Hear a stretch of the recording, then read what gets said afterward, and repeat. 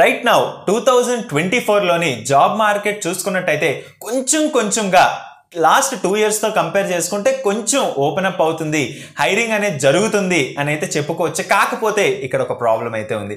ఈ హైరింగ్ ఎవరికండి ఎక్కువగా జరుగుతున్నది అంటే సీనియర్ లెవెల్ ఎంప్లాయీస్కి మాత్రమే ఎక్కువగా జరుగుతుంది. అంటే జరుగుతున్న దాంట్లో ఎక్కువగా జరుగుతుంది, ఎక్కువగా అయితే హైరింగ్ జరగట్లేదు, బట్ జరుగుతున్న కొంతలో ఎక్కువగా అది కూడా సీనియర్స్కే జరుగుతుంది. సీనియర్స్ అంటే ఆల్మోస్ట్ 4+ ఇయర్స్ ఎక్స్పీరియన్స్ కానీ 6+ ఇయర్స్ ఎక్స్పీరియన్స్ కానీ senior software engineer, principal software engineer, staff software engineer ఈ రోల్స్ అందరికీ జరుగుతుంది. ఎందుకు అంటే మనం చూసుకున్నట్టయితే 2020 కోవిడ్ తర్వాత మనకి వర్క్ ఫ్రమ్ హోమ్ రావడం, అందరూ ఇంటి దగ్గరే ఉండడం, అంతా మనకి రెవెన్యూస్ అన్ని కంపెనీకి బాగా ఇంక్రీజ్ అవ్వడం, ఈ కన్సంప్షన్ ఎస్పెషల్లీ ఇంటర్నెట్ కన్సంప్షన్ ఇదన్నీ పెరగడంతో 2021లోని చాలా మ్యాసివ్ హైరింగ్ జరిగింది. టెక్ ఇండస్ట్రీ మొత్తంలో చాలా మ్యాసివ్ హైరింగ్ జరిగింది. ఆల్మోస్ట్ ఇంటూ 6 కొన్ని కేసెస్లోనైతే ఇంటూ 7 వరకు కూడా శాలరీస్ వెళ్ళిపోయాయి ఆ టైంలోని. అండ్ దాని తర్వాత మనం చూసుకున్నట్టయితే 2021 అలా గడిచి 2022 దగ్గర నుంచి మనకి ఎకానమీ స్లో డౌన్ అయిపోవడం, మళ్ళీ అంతా నార్మల్ అయిపోవడం అండ్ ఈ రిసెషన్ రావడంతో అలా మనం ఇంకా తెలిసిందే లాస్ట్ 2 ఇయర్స్లో జరుగుతుందంతా లే ఆఫ్ నడుస్తూనే ఉంది. అక్కడో ఇక్కడో అరాకొరా హైరింగ్ జరుగుతుంది తప్పన గట్టిగా అయితే జరగట్లేదు. అండ్ కంపెనీస్ కూడా రీసెంట్గా ఏదైతే ఓపెన్ అప్ అవుతుందో అదంతా కూడా సీనియర్ హైరింగ్ అయితేనే నడుస్తుంది. ఎందుకు అని మనం చూసుకున్నట్టయితే యాక్చువల్లీ కొన్ని కంపెనీస్ ఉన్నాయి, ఆ కంపెనీస్లోనే అసలు ఫ్రెషర్ హైరింగ్ ఎక్స్ట్రీమ్లీ లిమిటెడ్ అనమాట. ఏదో లాస్ట్ ఫ్యూ ఇయర్స్లోని మనకి ఫ్రెషర్ హైరింగ్ కొంచెం స్టార్ట్ చేశారు అనే తప్పన కొన్ని కంపెనీస్లోనైతే కంప్లీట్లీ ఓన్లీ ఎక్స్పీరియన్స్డ్ వాళ్ళని తీసుకొని నడిపిస్తూ ఉంటారు. ఆ కంపెనీస్ అలాగే కంటిన్యూ అవుతున్నాయి. ఎందుకంటే అంటే ఇప్పుడు ఫ్రెషర్ని తీసుకొని ట్రైన్ చేసి ఇదంతా చేసే కన్నా ఒక 3 ఫ్రెషర్స్కి ట్రైనింగ్ ఇచ్చి వాళ్ళని పెట్టే కన్నా ఒక సీనియర్ రిసోర్స్ని తీసుకొని కంపెనీస్ వర్క్ కంప్లీట్ చేసేసుకుంటున్నాయి. బట్ దేర్ ఆర్ కంపెనీస్ ఫ్రెషర్స్ని హైర్ చేసుకొని మనకి ట్రైన్ చేసి అలా కంటిన్యూ చేస్తుంటారు. మనందరికీ తెలిసిందే ఏ కంపెనీస్లో.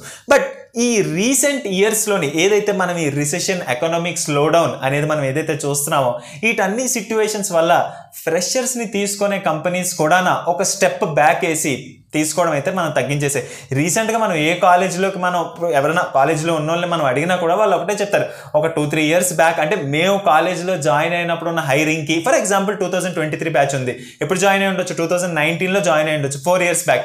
2019లో బయటికి వెళ్ళిపోతున్న బ్యాచ్ 2018లో మేము చూసినప్పుడు వాళ్ళకి ఎంత స్మూత్గా అయితే అయిందో ఇప్పుడు మాత్రం సిట్యువేషన్ అయితే అలాగే లేదు. సీనియర్స్ వరకు ఓపెనింగ్స్ ఉన్నాయి, అదంతా వేరే.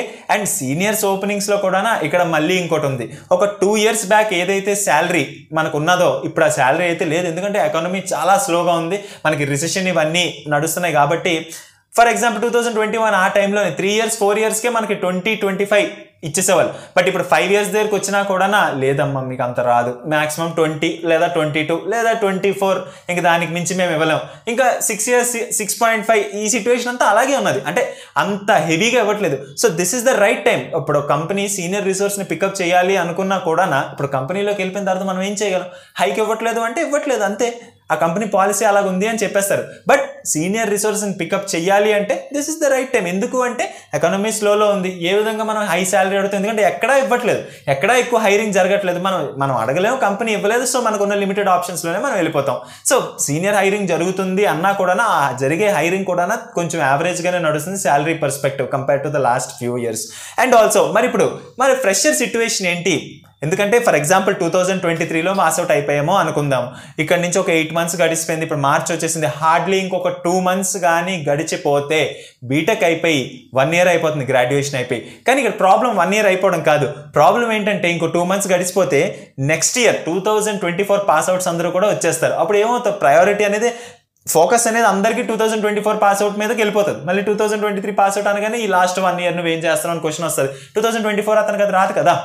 కంపెనీ ఎక్కడ కూడా హైరింగ్ జరగట్లేదు, రిసెషన్ ఉన్నది, ఎకనామిక్ స్లో డౌన్ ఉంది, ఇదంతా ఎవరు పట్టించుకోరు. మనకు 1 ఇయర్ కెరియర్ గ్యాప్ ఉందంటే 1 ఇయర్ కెరియర్ గ్యాప్ గురించి పట్టించుకుంటారు. So as a fresher even if we are 2024 pass out అయినా కూడా అంత సులువుగా ఆఫ్ క్యాంపస్లో ఇప్పుడు ఫ్రెషర్కి అయితే సిచ్యువేషన్ లేదు. అంత కాల్స్ కానీ అవన్నీ ఏమీ ఫ్రెషర్కి రావట్లేదు. మోస్ట్లీ పడుతున్నావు కూడా, మీరు లింక్డ్ఇన్ కానీ నౌకరీ కానీ ఎక్కడన్నా చూడండి, మోస్ట్లీ పడుతున్నావు కూడా ఎక్స్పీరియన్స్డ్ వాళ్ళకే పడుతున్నాయి. బట్ మరి ఫ్రెషర్ పరిస్థితి ఏంటి, ఇంకా నాకు జాబే రాదా అంటే అలా ఏం లేదండి. ఇప్పుడు కొంతమందికి ఉంటుంది, నేను ఐటీ దిగ్గజ కంపెనీల్లోనే స్టార్ట్ చేయాలనుకుంటున్నాను, నేను ఐటీ సర్వీస్ బేస్డ్ దిగ్గజ కంపెనీల్లోనే స్టార్ట్ చేసి వాటిలో ముందుకు వెళ్ళాలనుకుంటున్నాను.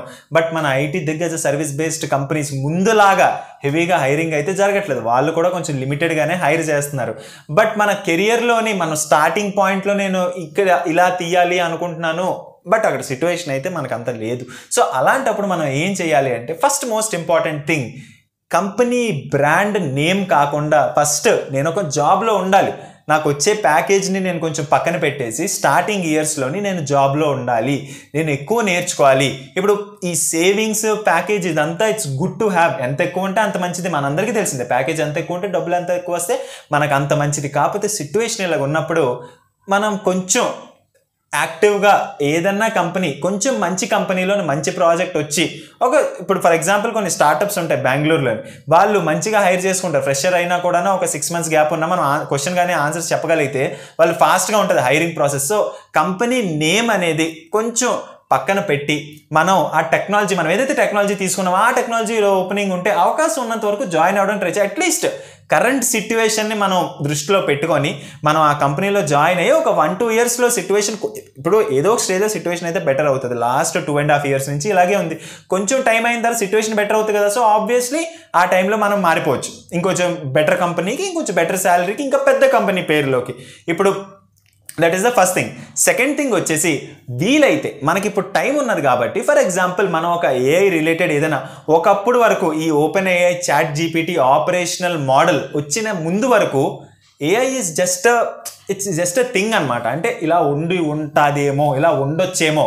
బట్ ఎప్పుడైతే రియల్ యూస్ కేస్ వచ్చిందో, రియల్గా మనం చూడగలుగుతున్నామో, previously coding job, programming job is irreplaceable అని ఎందుకు అనేవాళ్ళంటే, there is no one who can write the code. ఒక పర్సనే కూర్చొని కోడ్ రాసి ఆ కండిషన్స్ అన్ని, బిజినెస్ యూస్ కేసెస్ అన్ని అనలైజ్ చేసి కోడ్ రాయగలిగేవాడు. బట్ ఇప్పుడు మీరు జీపీటీ వాడి ట్రై చేస్తే, ఈవెన్ 3.5 ఫ్రీ వర్షన్ వాడు ట్రై చేస్తే, మీరు ప్రాపర్గా కానీ ప్రాంప్ట్ ఇవ్వగలిగితే అది మొత్తం రాసిచ్చేస్తుంది. ఎగ్జాక్ట్గా 100% రాసిస్తుంది అంటే ఎగ్జాక్ట్గా 100% రాసి ఇవ్వలేకపోవచ్చు. But there is some significant improvement. Basic tasks ఏవైతే ఉంటాయో అవన్నీ కూడా చేయగలిగేటట్టే మూవ్ అవుతుంది.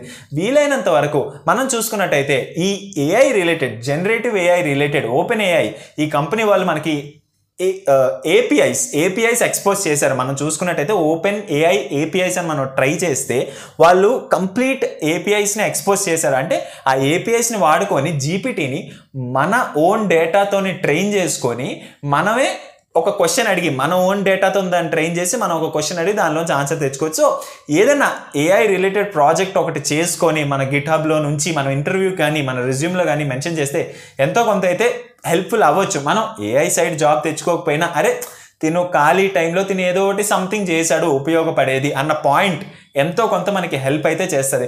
అండ్ ఆల్సో అనదర్ థింగ్, నాకు రావట్లేదు అనుకొని, అంటే వేరే సైడ్ నేను ట్రై చేయాలనుకుంటున్నాను, గవర్నమెంట్ జాబ్ సైడ్ ట్రై చేయాలనుకుంటున్నాను, లేకపోతే బ్యాంక్ సైడ్ ట్రై చేయాలనుకుంటున్నాను అంటే ఏదో ఒక సైడే పెట్టుకొని ఫస్ట్ ఆ సైడ్లోకి వెళ్ళి దాని తర్వాత రెండో సైడ్ గురించి ఆలోచించాలి. 2 sides ప్యారలల్గా చేస్తాను అంటే మాత్రం కొంచెం కష్టం మనం చూసుకోవాల్సిన విషయం. ఎందుకంటే గవర్నమెంట్ జాబ్ అనేది పెడితే 100% దాని వైపే పెట్టి దాని ఫ్లో ఇంకా కంప్లీట్లీ సెపరేట్. దానివైపు పెట్టాల్సిన ఎఫర్ట్, దానివైపు తీసుకోవాల్సిన టైం అదంతా separate.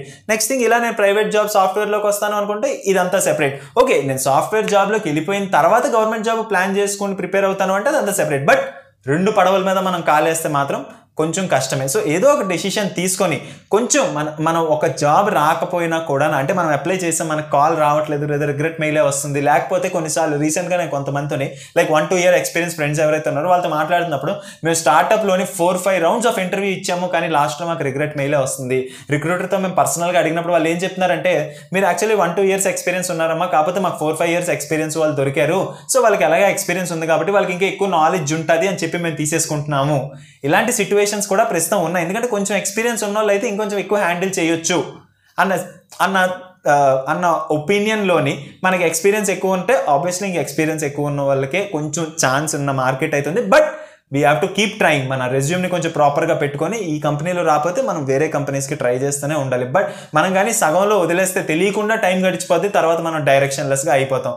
So most important thing, మనం కంపెనీ బ్రాండ్ నేమ్ ఒక్కటే దృష్టిలో పెట్టుకోకుండా ఓకే ప్రస్తుతానికి మనకి సర్వైవ్ అవ్వగలిగినంత శాలరీ వస్తుందా లేదా అండ్ గుడ్ లెర్నింగ్ ఉందా లేదా. సెకండ్ థింగ్ ఏఐ రిలేటెడ్ మనం ఏదైనా కొంచెం ట్రై చేయగలం, అయితే స్మాల్ థింగ్ కొంచెం పైథాన్ నేర్చుకొని AI related open AI APIs మనం ఏదైనా ట్రై చేసి మనం ఇంటర్వ్యూవర్ని ఇంప్రెస్ చేయగలిగినట్టు, అంటే ఫ్రెషర్ నుంచి ఎక్కువ ఎక్స్పెక్టేషన్ ఉండదు కదా, సో ఆ విత్ ఇన్ ద ఎక్స్పెక్టేషన్లోనే మనం ఏమన్నా చేసి చూపించగలమా. అండ్ థర్డ్ థింగ్ రావట్లేదు అని వదిలేయకుండా మళ్ళీ మనం డిఫరెంట్ కనిపించిన కంపెనీస్ అన్నింటికి మనం ట్రై చేస్తూ వెళ్తే ఖచ్చితంగా వస్తుంది. And most extremely important thing, ఇంకా 2 months ఉంది, ఇది మాత్రం ఏ ఫ్రెషర్ అయినా కూడా 2023 పాస్అవుట్ అయితే మాత్రం నిజంగా గుర్తుపెట్టుకోవాల్సింది ఇంకా ఒక 2 months ఉంది. ఈ 2 months అయిపోయాక 2024 పాస్అవుట్ కూడా వచ్చేస్తుంది కాబట్టి కాంపిటీషన్ ఇంకొంచెం పెరిగిపోద్ది. సో బెటర్ ఈ టైంలో మనం కంటిన్యూస్గా అప్లై చేసి ఏదో ఒక జాబ్ మనకు ఖచ్చితంగా అయితే వస్తుంది.